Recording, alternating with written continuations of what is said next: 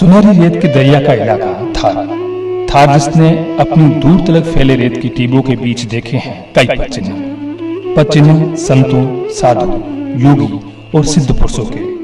इन सभी ने यहाँ के बासिंदों में प्रेम, भाईचारा और धर्म की ध्वजा को ऊंचा करने का संदेश दिया है। ऐसी ही धर्म ध्वजा के नीचे बरसों से आध्यात्म और नैतिकता की सीख देता एक मुकाम चंचल प्रयाग मठ।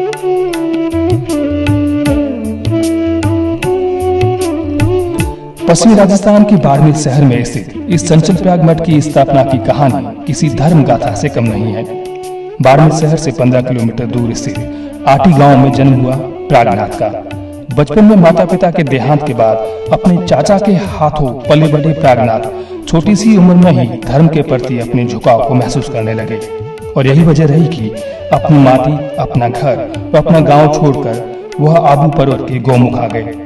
यह जगह अगले 14 वर्ष तक इनका पता बनी। गौमुख स्थित गुफा में 14 साल की कठोर तपस्या के बाद बाड़मेर की सिंधरी स्थित शिव मठ में आकर महंत श्री दयानाथ से दीक्षा ली और योगी भेष धारण कर लिया। यहीं पर एक दिन उन्होंने अपने गुरु को पूर्व जन्म की बात बताई और अपने गुरु के साथ नौसर गांव आए, जहां पर एक जगह खुदाई करवा कर अपने पूर्व जन्म में शिव उपासना के प्रतीक चिमटा, त्रिशूल और शंख को निकलवाया। उसी स्थान पर शुरू हुआ मठ का निर्माण और नौसर के इस मठ की ख्याति हर तरफ फैल गई। नौसर मठ की स्थापना बाबूजी प्रागनाथ जी ने की थी। वो करीब लगभग आज से 200 साल पहले किए। तो प्रागनाथ जी महाराज ने खुद ने अपने हाथों से दयानाथ जी महाराज सिंदरी महाराज थे, उनसे आगे लेकर और दयानाथ जी के आश्रम अपने सिंदरी में है, वहाँ से बाबू जी ने उनसे आगे लेके गुरु महाराज आपका हुक्म हो तो मैं नौसर में अपना पूर्व जन्म का जो मेरा धुना है उसको वापस में चिंतन करूँ। तो बाबू जी ने उनको आज्ञा दी कि बेटा जाओ अपना धुना बनाओ, आश्रम बनाओ जाके।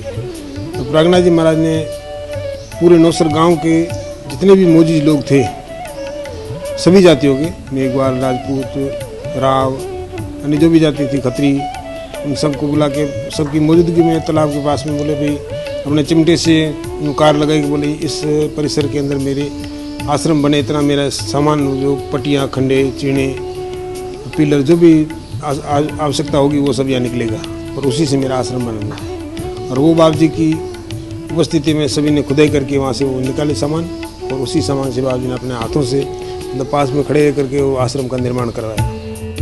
नौसर में कुछ साल रहने के बाद बाड़मेर शहर में पहाड़ की तलहटी में स्थान देखकर विक्रमी संवत 1960 में गुरुदेव दयानाथ के आशीर्वाद से अपने हाथों नींव रखी प्राग मठ की।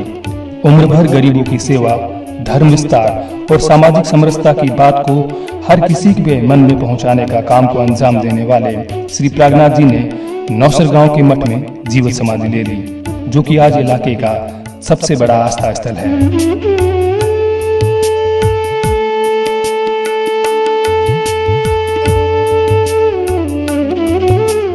सदगुरु श्याम ले हो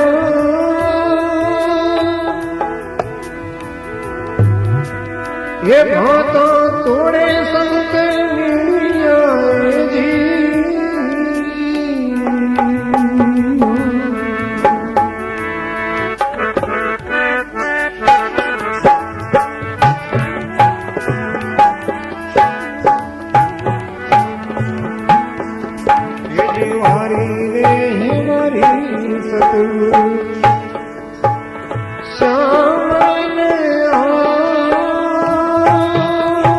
इन भजनों के सुर में साथ की तरह प्राग मठ की ख्याति बढ़ती गई। प्रागनाथ जी के बाद मठ के प्रमुख बने प्रेमनाथ। प्रेमनाथ ने भी अपने गुरु के सद्विचारों और धर्म प्रवचनों को जारी रखा। प्रेमनाथ के देवलोक गमन के बाद नए मठाधीश बने प्राणनाथ और इनके बाद उत्तमनाथ। उत्तमनाथ के देवलोक गमन के बाद इस मठ के नए मठाधीश बने चंचलनाथ। आज चंचल प्रयाग मठ जिस आराधना स्थल के रूप में ख्यातनाम है, उनकी ख्याति का आगाज इन्हीं मठाधीश की वजह से है। जालोर के जसवंतपुरा गांव में श्री दत्ताराम परियार के घर इनका जन्म हुआ। इनका बचपन का नाम अखाराम था। बचपन में इनके गांव में दो समुदाय के मध्य हुए संघर्ष के बाद उन्होंने अपना घर छोड़ दिया और बीहड़ों में चले गए।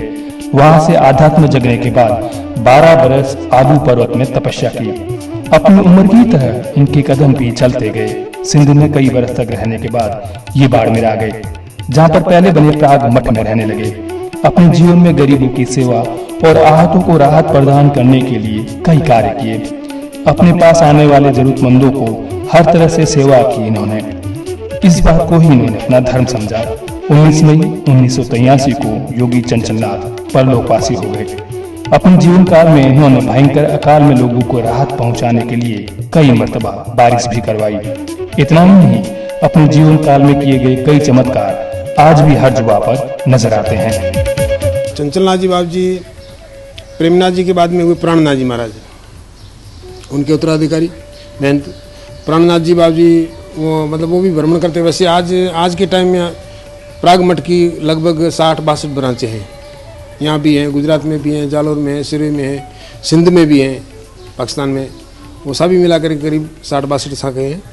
तो ये यहाँ पर बाबू जी प्रेमनाथ जी के बाद में प्राणनाथ जी भ्रमण करते थे। उनका समाधि स्थल भेड़ाना गांव है, गोड़ानगर के पास में। उनके शिष्य थे उत्तमनाथ जी, जो बाबू जी चंचलनाथ जी के गुरु महाराज थे। उत्तमनाथ जी यहाँ विराजते थे, वो भी भ्रमण में रहते, सभी आश्रम में भ्रमण करते, और उनके शिष्य हुए श्री चंचलनाथ जी महाराज। तो बाबू जी चंचलनाथ जी भी जब यहाँ विराजमान हुए तब गुरु से कहा कि बाबू जी मैं अभी ये धुना छोड़ के न तो जोड़ी फिरने कहीं जाऊँगा बाहर, और न कहीं कोई ठीक है भगत भाव बुला के ले जाएगा तो हम जाएंगे, बाकी वैसे ऐसे फिरेंगे नहीं, घूमेंगे नहीं, हम यहीं भजन करेंगे गुरु महाराज का, और आपकी आज्ञा हो तो मैं फिर ये आश्रम खोल के बैठूँ। तो बाबू जी ने कहा तुम भजन करो यहाँ पर। बाबू जी करीब यहाँ 50-55 साल तक इस आश्रम में विराजमान रहे, और तभी से इस मठ की विशेष ख्याति मतलब प्रागनाथ जी की तो थी पहले।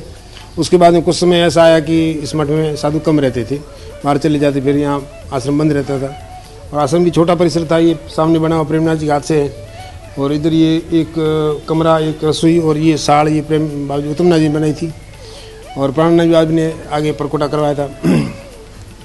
उसके बाद में बाबू चंचलनाथ जी ने करीब 4 बार बारिश करवाई यहाँ पर। भयंकर अकाल पड़ता, लोग मतलब शहर छोड़ के, गांव छोड़ के बाहर चले जाते थे, तो बाबू जी ने उनको रोकते और कहते भी तुम रुको, मैं भगवान से निवेदन करता हूँ कि इंद्र भगवान अपनी सुनेगा और बारिश करेगा।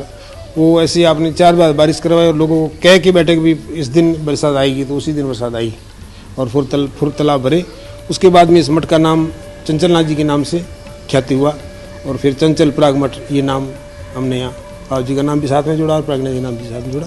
उसके बाद ये श्री चंचल प्राग मठ के नाम से ख्याति हुई। धर्म और आस्था की लहराती पताका 1983 के बाद वर्तमान मठाधीश शंभुनाथ सैलानी के हाथों में है। अपने गुरु और पूर्व के मठाधीशों की तरह अब भी मठ में धर्म कण कण में व्याप्त है।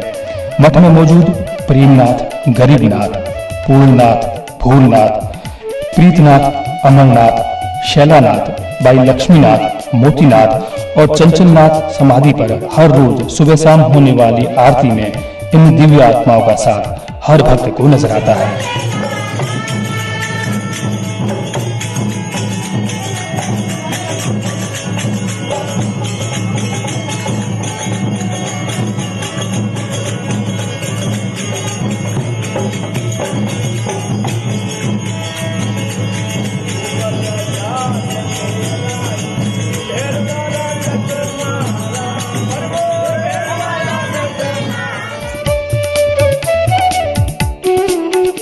वर्षों पहले समाज को नई दिशा और दशा प्रदान करने का जो सुनहरा सपना श्री प्रागनाथ जी ने देखा था, वो सपना मेघवाल छात्रावास समेत कई आधारों में साकार होता नजर आ रहा है।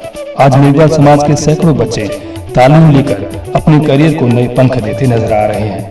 वर्तमान मठाधीश शंभुनाथ सैलानी आज चंचल प्राग मठ को महज एक समुदाय तक सीमित नहीं रखकर सर्व समाज का आस्था केंद्र बना चुके हैं। आज शहर ही नहीं, आसपास के सैकड़ों गांव के लोग श्रद्धा से यहाँ शीश झुकाते नजर आते हैं।